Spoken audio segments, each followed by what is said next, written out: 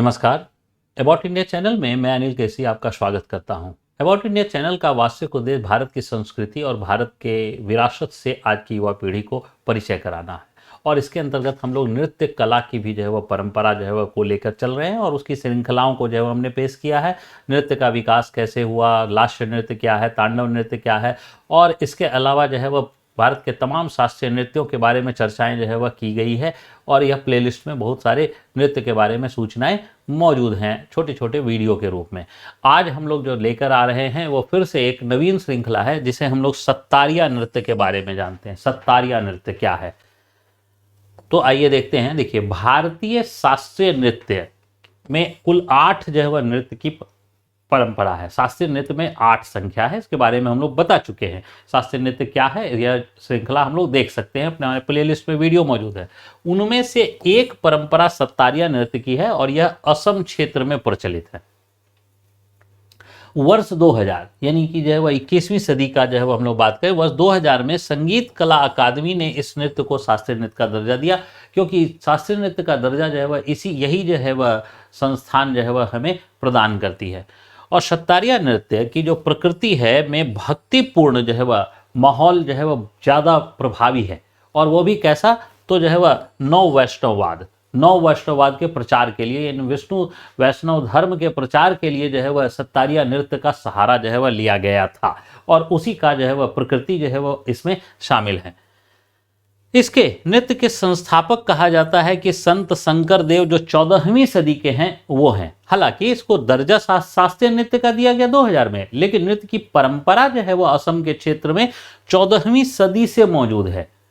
और अगर देखा जाए प्रारंभ में ऐसे वह जो नृत्य थे वो देखिए, ये नृत्य का वह एक मुद्रा है नृत्य की, जिसमें पुरुष और महिलाएं दोनों वह भाग लेते हैं इसमें, क्योंकि कई वह जो नृत्य होता है जिसमें केवल वो महिलाएं भाग लेती हैं, लेकिन इस नृत्य में पुरुष और महिलाएं दोनों भाग लेती हैं।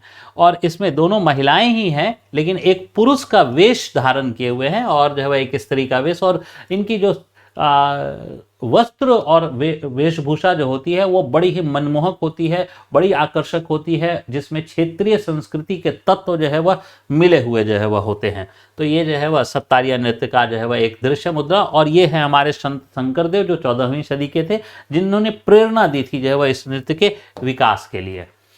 अब देखिए क्या है, जो बौद्ध मठ हुआ करते थे, तो असम के क्षेत्र में बौद्ध जो मठ हुआ करते थे उनको सत्र कहा जाता था और उनमें वह ये नृत्य वह प्रस्तुत किया जाता था।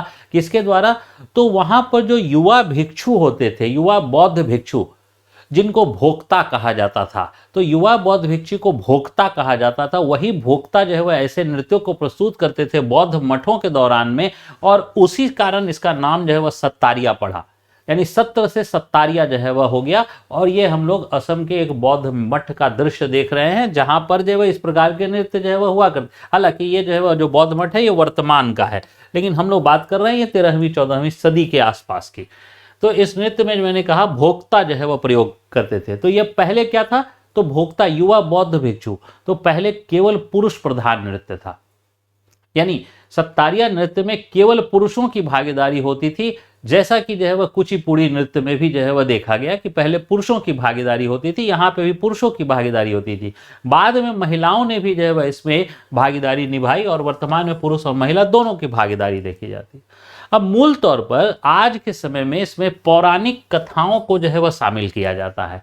मूल तौर पर पौराणिक कथाएं वह ज़्यादा शामिल हैं, और वो भी वैष्णव धर्म से प्रेरित पौराणिक कथाएं वह अधिक शामिल होती हैं। हालांकि पौराणिक कथाओं के अतिरिक्त अन्य कथाएं भी अब वह सत्तारिया नृत्य में आने लगी है, और उसका जो उद्देश्य है वह यह है कि इन कथाओं के माध्यम से समाज को वह शिक्षा दिया जाए, समाज को कुछ लेसन प्रदान किया जाए। तो समाज को शिक्षा प्रदान करने का प्रयास वह किया जाता है। अब देखिए, सत्तारिया नृत्य के दौरान कई वाद्य यंत्र, जिनमें हम लोग कहते हैं झांझ, ड्रम आदि को वह मनोरंजक तरीकों से वह प्रयोग किया जाता है। तो ये सत्तारिया नृत्य के दौरान में ये सब सारे वाद्य यंत्र वह प्रयोग में लाए जाते हैं।